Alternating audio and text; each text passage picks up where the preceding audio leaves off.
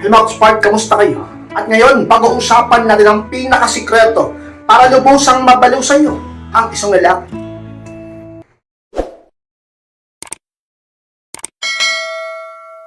At kung handa na kayong lahat, masarap po tayo. At muli, be inspired!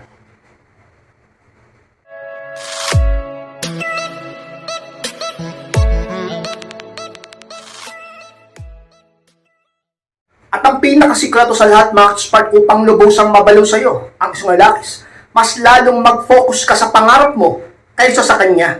Yan ang pinakasikreto sa lahat, kay Spark, upang lubusang mabaliw sa iyo ang partner mong lalaki. Boyfriend mo man yan o asawa mo na. Alam niyo, mga Spark, yan ang pinakasikreto sa lahat. Eh, kay Spark, bakit yun yung number one? Sinasabi mo na mas lalong mag-focus sa aming pangarap kaysa sa lalaki? Alam niyo, mga Spark, yan ang pinakamaganda sa lahat. Kapag ikaw mas lalo nag-focus ka sa pangarap mo, sa goals mo sa buhay, sa mga ambisyon mo, ang lalaki ay laging magiging high value ka sa mga mata niya. Ang lalaki ay laging talaga namang maghahabol sa iyo. Ang lalaki ay laging maghahabol ng validation mo. Sapagkat kung mas lalong magfo-focus ka sa mga pangarap mo, hindi ba talaga naman hindi ka masyadong magbabalidate sa kanya? Hindi ka mas lalong magbibigay ng oras sa kanya, hindi mo lubusang ibibigay ang sarili mo sa kanya, at hindi mo ibubuhusan lahat sa kanya, sapagkat may pangarap ka, doon nakatutok ka.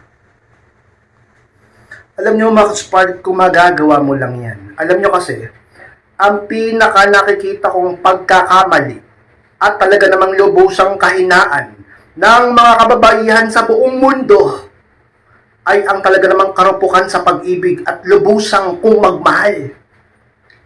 Kung matututunan nyo na balansehin ang pag-ibig mo sa isang lalaki, magagawa mo ka-inspired na maghabol sa iyo lagi ang partner mo at lagi siyang mabaliw sa iyo.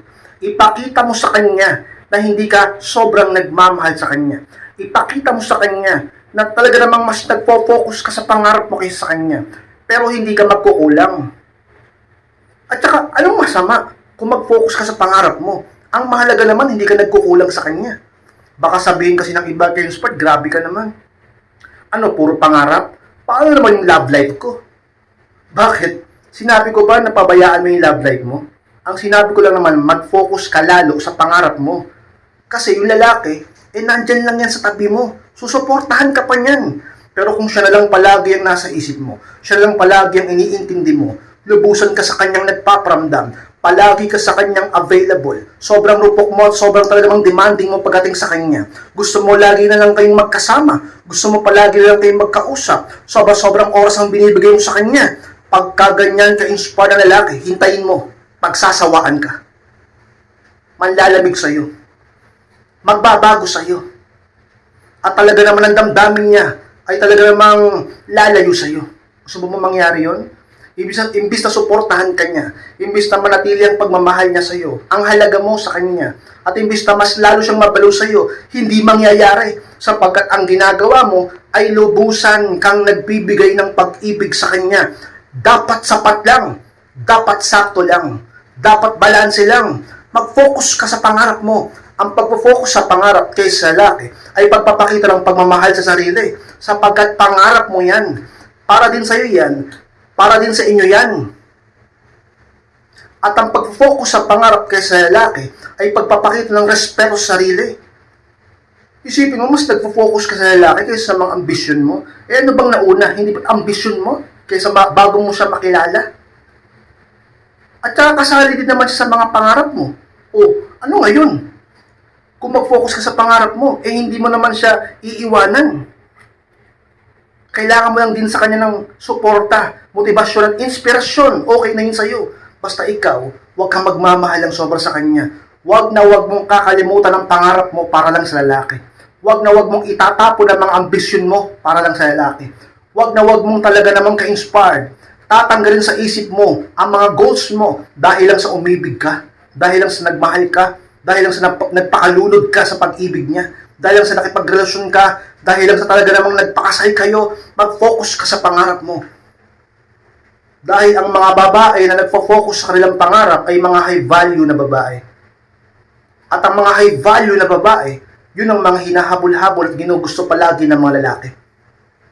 Kung gusto mo ka-inspire na palaging high value ka sa isip, puso ng isang lalaki, ay talaga namang mag-focus ka sa pangarap mo. At kapag nag-focus ka sa pangarap mo, imposible na hindi ka mag-improve.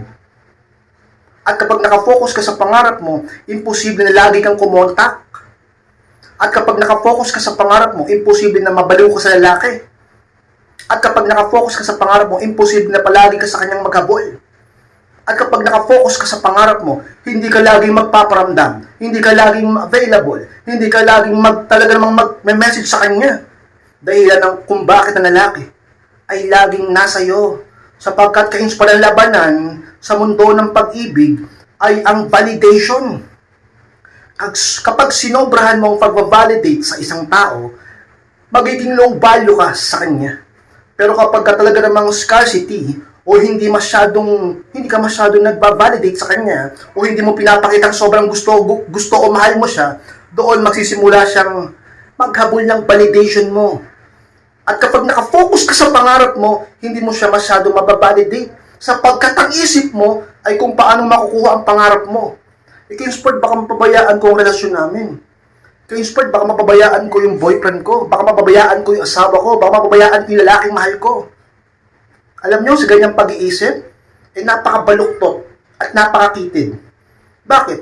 Porket ba magsusumikap kang abutin ang pangarap mo, talaga naman ka-inspired, kakalimutan mo na rin ang mga pangangailangan niya at magkukulang ka na rin para sa kanya? Hindi yun ganon. Alam nyo, ka-inspired, mag-focus kayo sa pangarap nyo. Malalaman nyo ang totoo. Kaya nga, di ba yung iba? Kung sino pa yung mga nagpo-focus sa pangarap kaysa sa lalaki, yung pa yung nagkakaroon ng happy family. Yung pa yung nagkakaroon ng happy ending. Yung pa yung nagkakaroon ng forever. Yung pa yung maraming nanliligaw. Yun pa yung kinababaliw na lalaki. Yun pa yung maraming option. Yun pa yung nag-i-improve. Yun pa yung gumaganda. Yun pa yung sumisexy. Yun pa yung limayaman. Yun pa yung nagiging mataas ang status. Yun pa yung nagiging high value. Pag puro ka lalaki, pag puro ka relasyon, pag puro ka love life, pag puro ka landian, pag puro ka sweet-sweet lang, walang mangyayari. Uubusin at uubusin na mga bagay na yan. Ang pag-ibig, pagtingin at ang dami na lalaking mahal mo sa'yo. Dahilan kung bakit man lalabis sa'yo. Papasok ang tukso at maaari kanyang ipagpalit sa iba. Pero ka-inspired, kapag lagi nang hinahabol ang validation mo sapagkat nagkukulang ito sa mga pangangailangan, sa pagiging sweet mo, sa oras mo, hindi ka magkukulang. Pero pala, feeling niya laging kulang yung validation. Like, parang binibigyan niya ako ng oras. Nagme-message yung girlfriend ko. Nagme-message yung misis ko. Nagbibigay naman ng time, nagde-date naman kami. Pero bakit nakukulangan ako? Laging ganoon ang lalaki. Makukulangan lagi siya yun. Ang gusto kasi ng lalaki, baliw na baliw sa kanya. Ang gusto ng lalaki, naghahabol siya sapagkat lalaki. Ako ang hari, dapat habulin mo ako. Dapat mabaliw ka sa akin, pero, di ba? Kapag hindi mo laging binibigay yung sobrang validation, siya lagi nag-e-effort sa'yo. Mag-focus sa pangarap pero huwag magkukulang sa pag-ibig. Mag-focus sa pangarap pero huwag magkukulang sa lalaki. Dapat sapat lang. Huwag mo rin pababayaan ang lalaking mahal mo. Huwag mo rin pababayaan ang pamilya nyo. Ang mga anak nyo, ang relasyon nyo, ang iniingatan yung pagmamahalan. Pero huwag mong kakalimutan ang mga pangarap mo. Mag-focus ka dyan. Sa lalaki, babalik at babalik sa'yo yan kapag nakikita niyang, di ba? Hindi mo siya hinahabol dahil may mas mahalaga sa iyo. Tandaan mo, iiwan ka na lalaki. Pero ang pangarap mo, andyan yan. Bago mo siya makilala, bago siya naging bahagi ng buhay mo, ang mga goals at pangarap mo, ang mga ambisyon mo, andyan na yan. Ang problema, tinatapon niyo. Tinatapon yung ambisyon niyo. Tinatapon niyo yung mga pangarap niyo. Dahil lang sa lalaki. Ka-inspire yan ang pinakasikreto sa lahat. Mas mag-focus ka sa pangarap mo at ang lalaki mas laging mababalo sa iyo. Nakapasok na din yung lahat yan dyan. Hindi mo siya laging mababalid Hindi ka laging available. Hindi ka laging focus. Di ba? Hindi ka sobrang magbibigay ng sabihin nating mga kasuitan. May iwasan mo yung drama. May iwasan mo yung pakikipag-away. Bakit? Pakikipag-away ka ba? Nag-iisip ko na kung parang maabot yung pangarap mo. Makikipagtalo ka ba? Ubusin mo ba yung oras mo sa pakikipag-drama? Sa pakikipag-demanding? Sa pakikipagtalo? Kung nasa isip mo yung ambisyon mo? Ang problema sa ibang babae dyan, porket kinalimutan ang pangarap, wala nang ibang ginawa kundi talaga namang mag-focus sa lalaki dahilan kung bakit lagi lang tayo nag-aaway. Dahil ang mundo mo ay siya na lang. Pero ka-inspired kung sapat lang ang pag-ibig mo sa kanya at lagi kang mag-focus sa mga pangarap mo kaysa kanya. Ang lalaki laging mababalo sa iyo sapagkat ka-inspired sa psychology, sa subconscious mind ng isang tao. Yan ang pinakagusto ng mga lalaki. Yung mga babae na hindi sobra kung magmahal sa kanila. Kahit pasabihin nilang sobrang gusto nilang mangyari yun na mahalin sila. Pero totoo, sa puso nila gusto nilang na-challenge sila. Na-challenge sila. Dapat may pagka-mysterious ka. At yung hindi pagmamahal ng sobra, talagang may pagka-mysterious yan. Mangarap ka. Abutin mo, magtrabaho ka, magsumikap ka. Huwag ka lang di magkukulang sa partner mo. Kapag ka ginagawang kanya ng masama, kapag niloloko ka niya, kapag ka sinasaktan ka niya, di ba, ipakita mo mas mahalaga ang pangarap mo. Hindi mo siya habulin, nakatutok ka sa pangarap mo. Masaya ka pa rin dahil may pangarap ka. Masaya ka pa rin dahil malapit mo lang maabot ang mga goals mo. Kahit iniwang ka niya, kahit sinaktan ka niya, kahit hindi na siya nagpaparamdam ngayon, kahit hindi siya nagre-reply sa'yo, kahit meron na siyang iba, kahit may kabit siya, nakapokus ka sa pangarap mo, ipakita mo masaya ka pa rin. Sa huli, sa'yo ang huling halakhak. Huwag mong kalimutan ang pangarap mo. Magtagumpay ka. Magtagumpay ka. Mag-improve ka. Maging successful ka. Abutin mo kung ano man gusto mo sa buhay. Ang lalaki hindi mauubos. Maraming lalaki sa mundo. At kung sino man yung lalaking mahal mo na yan, babalik at babalik sa iyo yan. O kung nandyan man siya, mananatili sa iyo yan. Sapagkat sinong tatanggi sa isang babaeng talaga namang high value at laging hinahabol-habol ng mga karamihan ng kalalakihan, ipaglalaban ka niya kapag nakita niyang maraming nakabantay sa iyo sapagkat nagiging talaga namang high value ka, nag-i-improve ka dahil lagi nakatutok sa pangarap mo. Nakakalosyang kapag puro ka lalaki. Nakakalosyang puro pag-ibig ang nasa utak mo. Ang mundo mo, laging siya nakakalosyang. Pero pag pangarap mo, talaga naman inspired ka pa. Lalo na kapag malapit mo nang maabot yung pangarap mo, lalo kang gaganda. Ka-inspired. Yan ang pinakasikreto sa lahat. Palaging tatandaan, tap nyo sa kukote nyo. Huwag nyo kakalimutan. Ilista nyo sa pader. Ilista nyo sa notebook nyo. Ilista nyo sa puso nyo. Na dapat ka-inspired. Mas lalo mas popokus ako sa pangarap ko. Mas magpopokus ako sa ambisyon ko. Kaysa sa lalaki. Upang ang lalaki ay laging mabalo sa akin. Ka-inspired.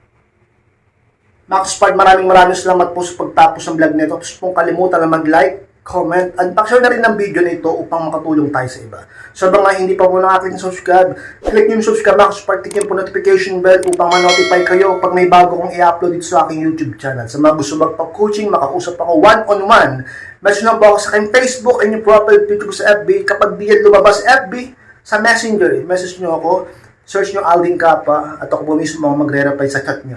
Maraming salamat, Max-Inspired. Mag-ingat kayong lahat. Mahal ko po kayo. At muli, be inspired.